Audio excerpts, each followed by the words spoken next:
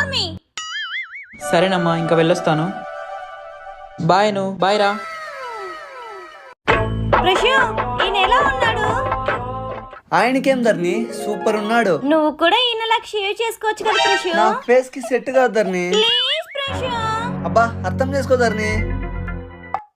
ప్రశు ధర్ని, నా ఫేస్ కి ఎక్కువ బియర్డ్ ఉన్నా బాగుండదు, అలానే క్లీన్ షేవ్ చేసినా బాగుండదు, ఇలానే బాగుంటది. ఏం ఆలోచిస్తున్నావు ప్రశు? మా ఫ్రెండ్ బియర్డ్ తీసేయమంటున్నాడు.